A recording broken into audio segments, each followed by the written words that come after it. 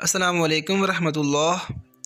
مدینہ منورہ کے گرد و نواح میں ایک ڈیرے پر ایک عورت فوت ہوئی تو دوسری اسے غسل دینے لگی۔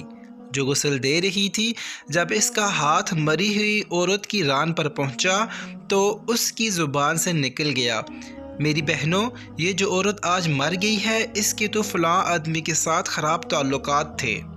غسل دینے والی عورت نے جب یہ کہا تو قدرت کی طرف سے گرفت آ گئی۔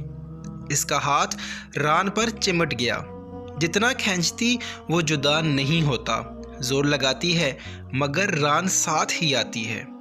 دیر لگ گئی، میت کے ورثاء کہنے لگے، بی بی جلدی غسل دو، شام ہونے والی ہے، ہم کو نماز جنازہ پڑھ کر اس کو دفنانا بھی ہے۔ وہ کہنے لگی کہ میں تو تمہاری میت کو چھوڑتی ہوں مگر وہ مجھے نہیں چھوڑ رہی۔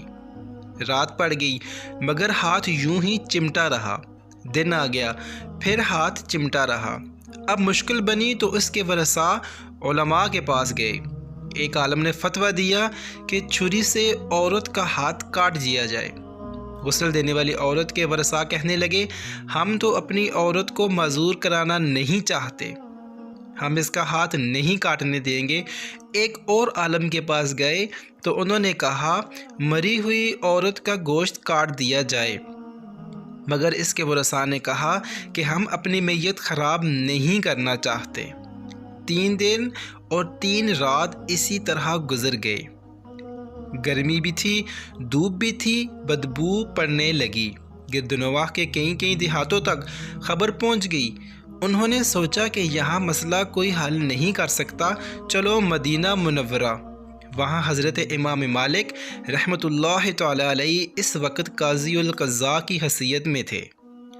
وہ لوگ حضرت امام مالک رحمۃ اللہ تعالی علیہ کی خدمت میں حاضر ہو کر کہنے لگے، حضرت، ایک عورت مر گئی، دوسری عورت اسے غسل دے رہی تھی کہ اس عورت کا ہاتھ مری ہوئی عورت کی ران کے ساتھ چمٹ گیا، چھوٹتا ہی نہیں، 3 دن ہو گئے، اب کیا کیا جائے؟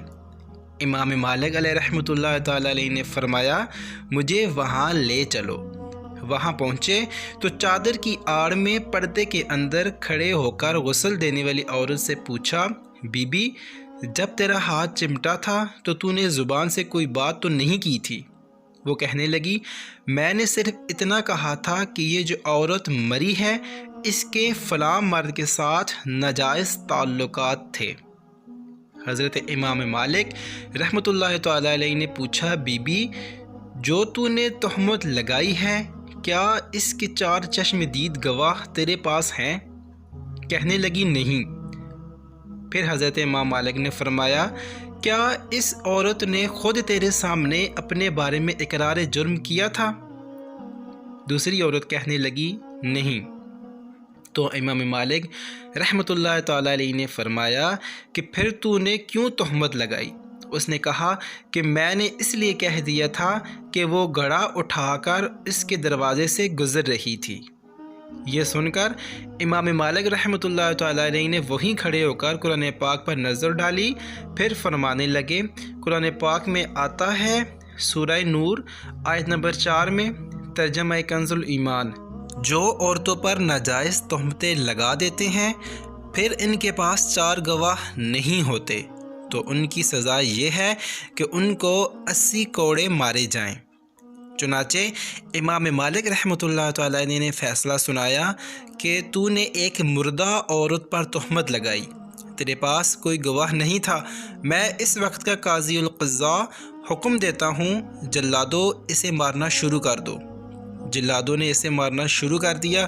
جلاد کوڑے مارے جا رہے ہیں، 70 کوڑے مارے مگر ہاتھ یوں ہی چمٹا رہا، 75 کوڑے مارے گئے مگر ہاتھ پھر بھی یوں ہی چمٹا رہا، اسی طرح 79 کوڑے مارے تو ہاتھ پھر بھی نہ چھوٹا، جب 80واں کوڑا لگا تو اس کا ہاتھ خود بخود چھوٹ کر جدا ہو گیا۔